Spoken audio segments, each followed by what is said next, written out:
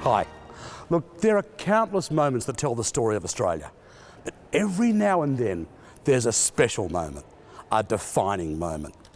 I'm Mikey Robbins, and I'm here in the National Museum of Australia to check out their project, Defining Moments in Australian History.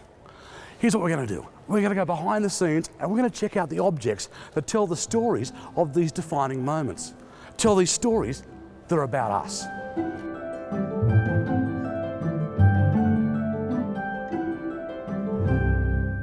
I have next to me a very small piece of metal that is an integral part of one of the defining moments in Australian history. And to help explain it, I have Barb Paulson from the museum. Hi Barb, good to see you again. Hi.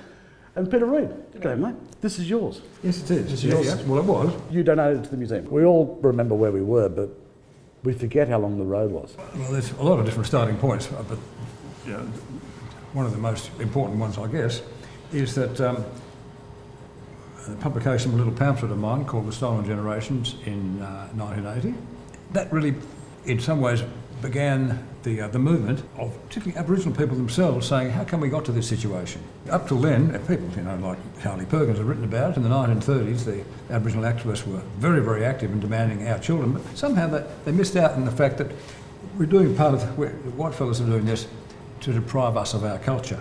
That little pamphlet, I said many elderly ladies, and even the National Aboriginal Council members were saying, is that why we were taken away? Not because my mother didn't want us. No, not my father had died. Actually, it was to take away our culture, wasn't it? The idea was that culture was broken, culture was lost. The culture was broken, and it is one of those ones where you can't, it's not a jigsaw that will automatically fit back. So people who were taken away don't automatically fit back. Yeah. And you also have to remember too that a lot of things happen inside Aboriginal communities and towns and families where the people that you expect to, those who are taken away, they expect to go back into a family that is not there anymore. So the pamphlet comes out. And then some bigger organisations took up the issue, including the National Archives, who did a really important exhibition called Between Two Worlds that was on in the Parliament House and a lot of other places.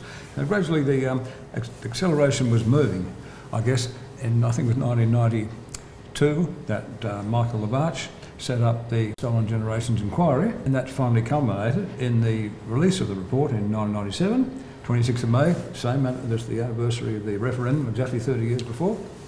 The report was introduced into the Reconciliation Council's halfway point. That was 5 years. They had 10 years to do their work. After 5 years, 1997, I was going to do the report. And the people who put together the report thought this would be a good time to launch it. And by God did they launch it, because a few days before the Prime Minister, Jeff Kennett from Victoria, all the dignitaries were there. SBS was there full time for the entire 5 days.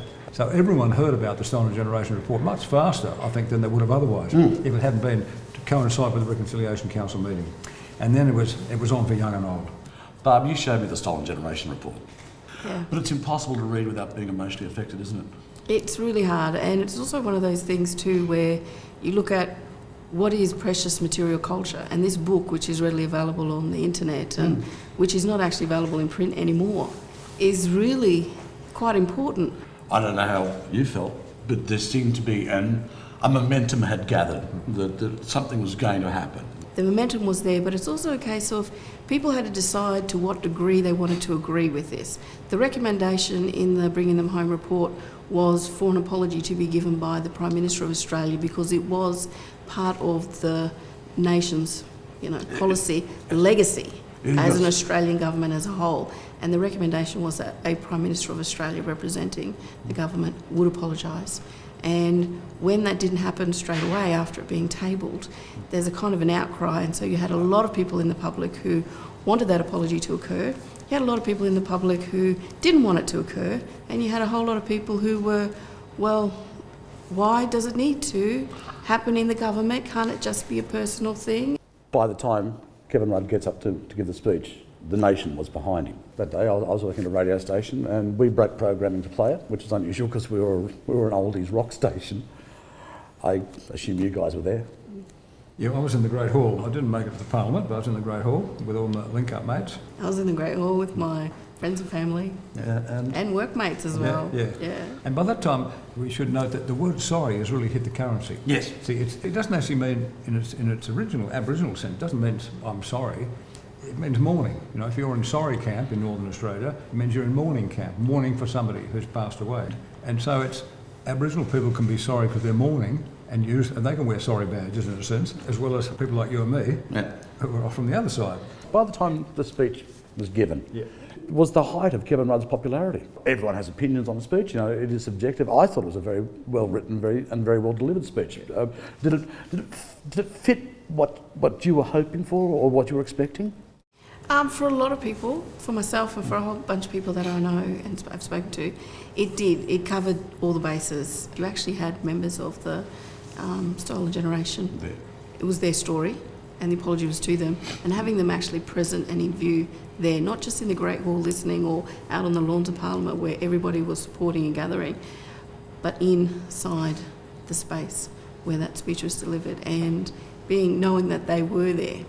It just made that apology more personal and direct. My reoccurring image of that day was people weeping and hanging on to each other. The most moving moment in a very moving day, I think, was the sight of people all around me, often elderly people themselves, holding up some of those little photographs, tatty, torn, holding them up saying, "Mum and Dad, the Prime Minister's apologising to you as well as to me." In terms of the relationship between Indigenous and non-Indigenous Australia, how important is the sorry speech? And the movement that led up to it? It's actually critical. It's really critical because it's a case of sometimes you feel that, and a lot of people still believe that, you know, Aboriginal history is somehow separate or different from Australian history. That's how it was taught when I was a kid, which is a shame.